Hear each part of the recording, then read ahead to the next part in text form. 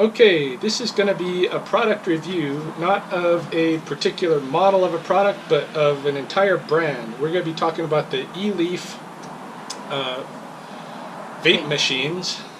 I don't know what their technical name is, but vape machines or electronic smokes or whatever.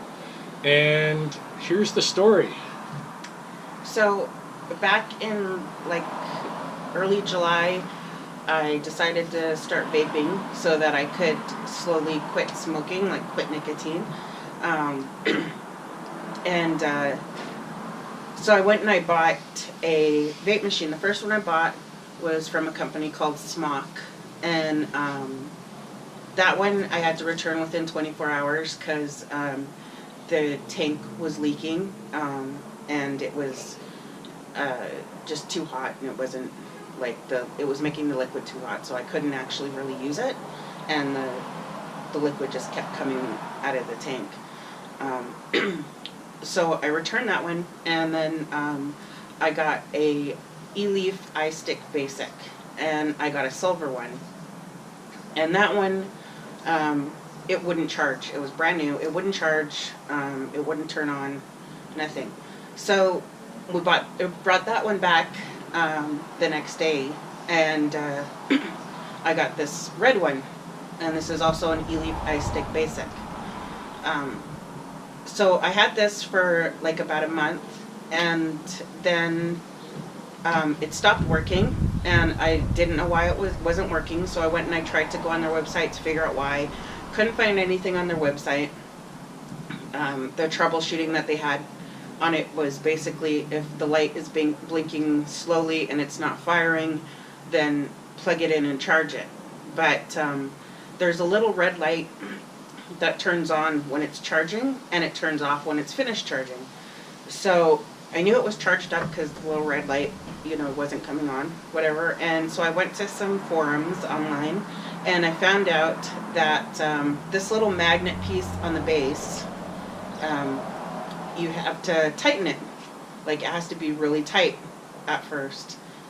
So I tightened it, and I put it back, and it would fire just fine. It was working, and so it was working for fine that whole time.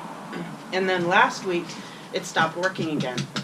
Right. So. And it was doing that thing where the light was just blinking really slow, and it was charged up and everything. And I, tried tightening it more. I took the magnet off. I put it back on. I tried cleaning the contact on the bottom of the chamber here, with a dry Q-tip. I tried, everything I could think of, and I again went to their website thinking, well, it's been a few months, maybe they have more technical support. I was looking at their online manual, everything. Couldn't find anything for why it wasn't firing, so I thought, okay, it must be broken, whatever. So he brought it back to the store.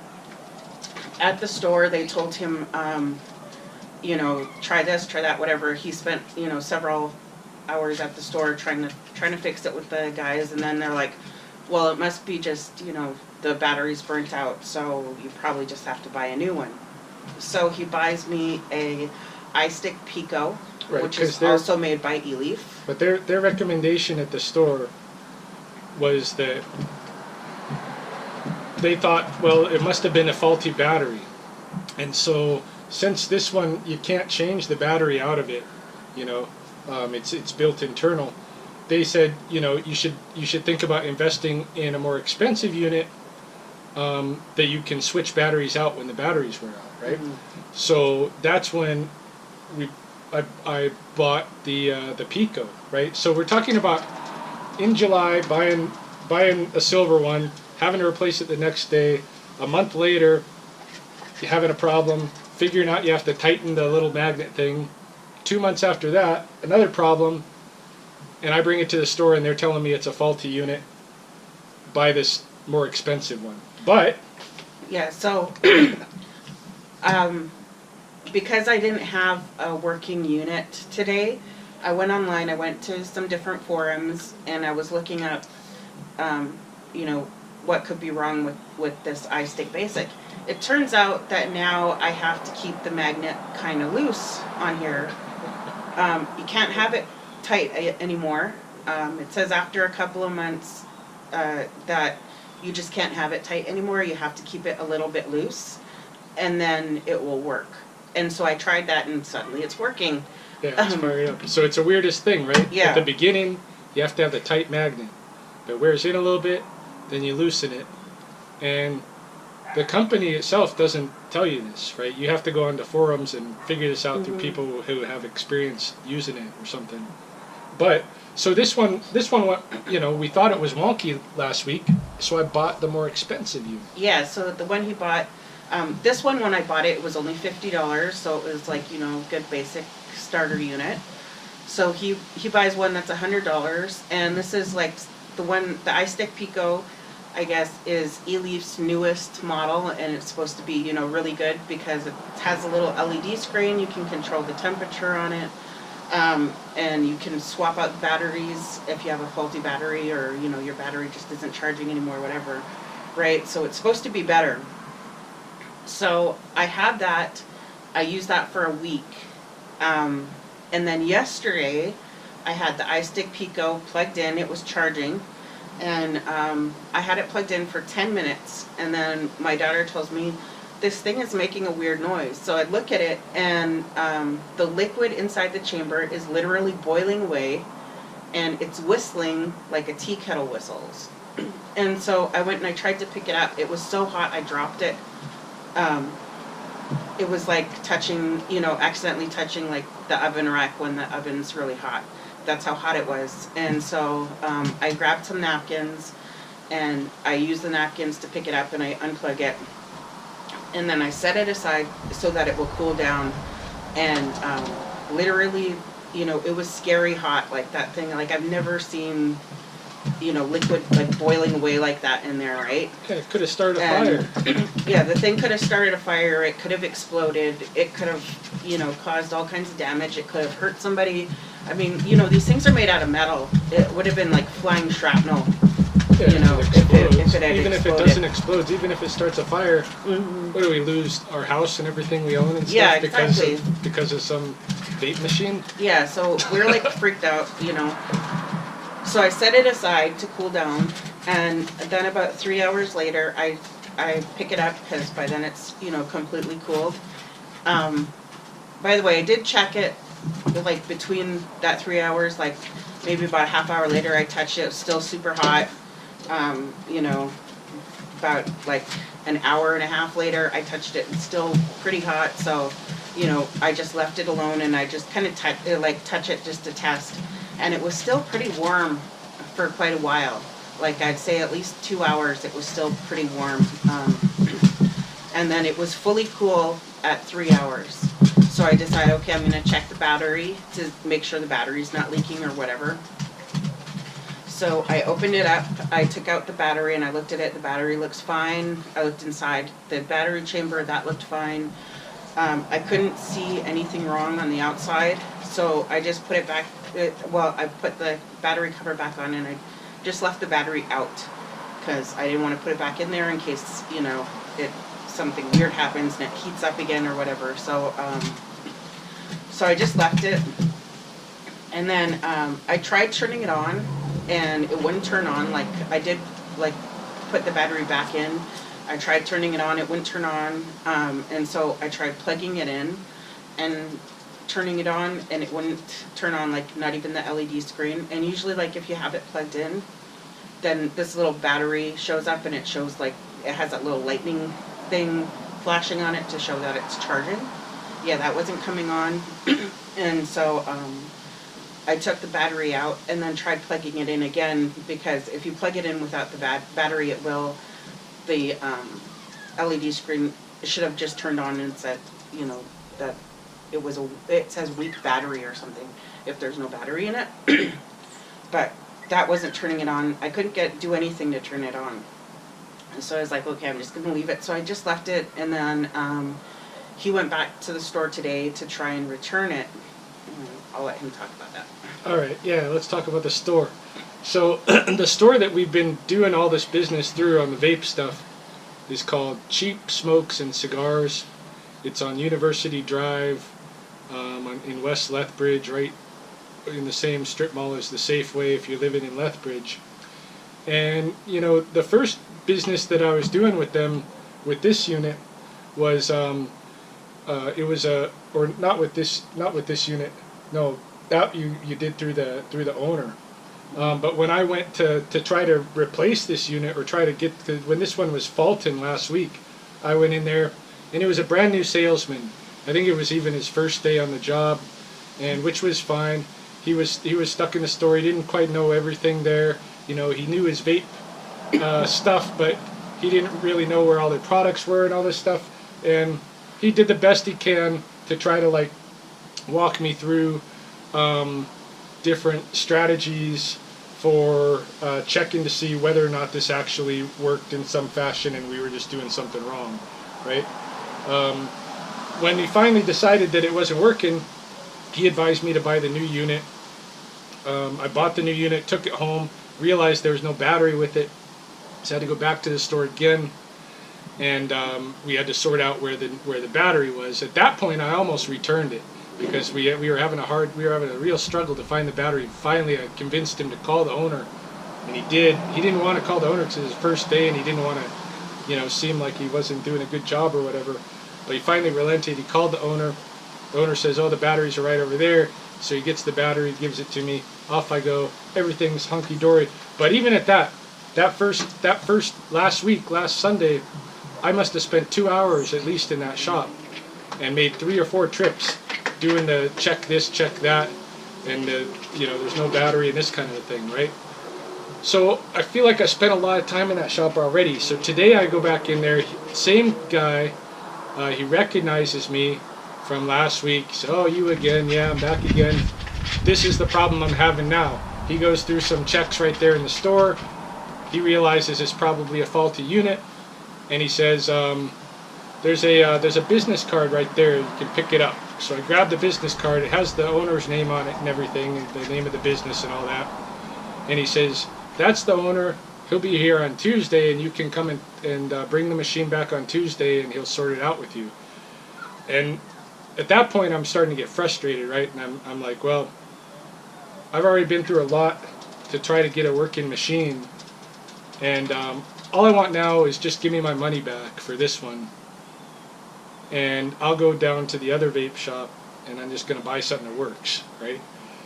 And he says, "Well, I can't give you your money back. Only the store owner's allowed to do that." And I said, "All right, well, let's contact the store owner like we did last week, right?" And he says, "Well, his number's on the card. You can call him. His cell's right there." And then I kind of get frustrated again. I'm like, "Hey, why am I doing your job? You know, if you need an authorization from the owner, call the owner." And so he calls the owner's house. Is the owner's wife, I think, probably picked up. Is a woman who picked up the phone, and you know, he explains the problem, the situation to her, and she basically says the same thing. Well, he'll have to deal with the owner. And I said, "Well, where's the owner?" And she says, "Well, he's asleep, and he'll wake up around 4. You can probably get a hold of him after 4." I'm like, really? I gotta come back to the shop again and at 4 to talk to the owner because he's taking a nap or whatever on my time, right? I gotta do that. And then I seen on the countertop they had this sign that says, "Review us on Google." And I seen that sign, and I was in my frustrated state of mind, and I'm like, you know what? I'm gonna review you on Google. And not only on Google, I'm gonna go on different online forums here, you know, regional online forums, local online forums, and I'll review you there too.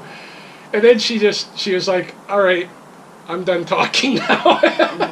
And she hung up the phone. And salesman kid, you know, it wasn't his fault. And you know, I was like, "Am I wrong?" You know, and I'm like, "I'm a pretty good customer." And he's like, "Yeah, we had some good times last week." And I'm like, "Well, all right, man. I'll see you at 4. He took a photocopy of my receipt. He took my name and number, and we left. We went to a birthday party. I didn't even really enjoy the party because my mind was stuck in that conflict mode of being upset because who's ever heard of that? Like, you go to a store, and I think it's law. They're the store's policy is basically buyer beware. Yeah, it's That's buyer fucked beware. up. Well, I looked into it. I looked online right afterwards because I'm fuming. Right, I'm like, what? They can't. They have to do something, right? And it says for Alberta, basically the policy for Alberta is buyer beware. However, the store is supposed to either exchange it, refund it, or have it serviced. And what they didn't, neither of those things. They told me come back later, right? Yeah. Which is fine. I understand it's a small business and everything, but it's in a major strip mall, and I've been coming back later for 2 weeks now, and I was tired of coming back later. All I want is my money back. Mm-hmm. Give me my money back. That's it, right? But no, they're not going to do it. So we go off, do our birthday party thing, and on the way back from the birthday party, it's just turning 4 o'clock. We pull in there, we go and see them, and they call the store owner. Store owner's up from his nap, and he asks us what the situation is. She goes through the whole ordeal of having the thing get hot and everything, and he says, yeah, it sounds like a faulty unit. I'll have him return it and give you your money back. So, thank you. But that took an awful lot of time and of frustration, to get to that point, just to get a simple refund. I think that store, you guys, cheap smokes and cigars, you guys need a policy, and if you're open during business hours, whoever's working there needs to be able to carry out that policy. Yeah, And the policy can't just be buyer beware. buyer beware, and you can only deal with the owner for things when the things are going wrong. Yeah, like Sears doesn't, operate like that. Like, No the good Vape business doesn't does. operate like that. Yeah, like you don't go to I don't know, like to TELUS or something, and you're like, okay, my phone is like fucked up, and I just bought it. Could you guys do something? They're not like, oh well, you got to talk to the owner of TELUS. Yeah. Like that doesn't happen. You deal with the people that are working right then, right? Yeah. And that's like the same with like any business that you go to. For the most part, as far as I've ever experienced, any business that I've ever gone to, and I've had an issue where I needed to return something or exchange something, I've never been told, oh, you have to wait for the owner to get here, or the owner to, be available. They always got a policy, and when you're buying something, if it's a sale for $100 or something, and your policy is not to do returns, then when you ring up, normally people will tell you. Yeah, they'll tell you that. They'll say, do you know our policy on returns? With these items, you can only exchange it, or something like that, right? We don't do returns. You can only exchange it. They never just say, if it doesn't work, we're not quite sure what we're going to do, but we'll talk to the owner. Yeah. That's a bad policy. Even like Victoria's Secret has a little sign saying, that they don't return underwear, whatever. There's a sign right by the register that says that, right? So we should have. And so there should have been, anybody, there's a little like mom and pop corner store not far from here. On the register, it says we don't do returns for, whatever products that they have, or, Yeah. and it says stuff because, it's a corner store. It says like any open products is a final sale kind of thing. It has it on there, so. Yeah, it's normal. It's a normal thing. Yeah, you go into like Ardene's, and there's always like a little plaque right next to the register, no returns, exchanges only. Every Ardene's. You don't tell the customer go home and Yeah, come back later after you've already come in like 5 times just to try to get a vaping machine that works. So yeah, what we should have done was right off the hop, go with One Stop Vape Shop or something down the road. Those guys, they always sponsor Jordan and Steph Murray, who are our friends, who are cage fighters and boxers. We should have just went with them, but this one's close. The only reason that we went to these other guys was because they're a block away from us, Yeah. and we got to go like 5 blocks, in the opposite direction to get to the other vape store. But that's nothing. And Nothing so- for service, for good service. Yeah. Shit, I'll go to the other side of town compared No, you to won't. this. You're so full of shit. Compared to this, Okay, I'm not going to buy Ryan anything for doesn't. that guy again. If Ryan, if I want to go somewhere, he says, well, if I have to cross the bridge, then you can't go, or you're gonna have to catch the bus. So What? I never That's- make you ride the bus yeah, over that's there. what you tell me. That's what you've told me before, and that's always your. If I have to cross the bridge, then no. So don't say that you'll go across the bridge for something, because you'll I only go go across the bridge Yeah, all you'll the go time. across the bridge for yourself. But if it's for something for me, no, because you tell me like. No, the only time I tell you that is when you want your fast food. No. If you want burgers, there's burgers on the west side. No, anything. You tell me if I have to cross the bridge, I'm not going to do it. And you tell me you should ask one of your sisters for a ride or something. All right, so she's not using any more of the eLeaf products. We're not buying any more of Yeah, those. so yeah. And we're not shopping for anything at Cheap Smokes and Cigars anymore. We're going to One Stop Vape Shop. And I guess Ryan doesn't cross the bridge or whatever. And that's the moral of the story. Yeah. Ryan doesn't cross the bridge. And don't buy eLeaf anything. Yeah, definitely don't. That was dangerous. It was just dangerous. Yeah, like I shouldn't have had to go through that many products just to get one that kind of works. Yeah. Like, this kind of works now, and it shouldn't be that hard. Yep. I've never heard of anybody else that I know that vapes that has ever had the issues that I've had with these products. So never ever buy eLeaf because their products suck.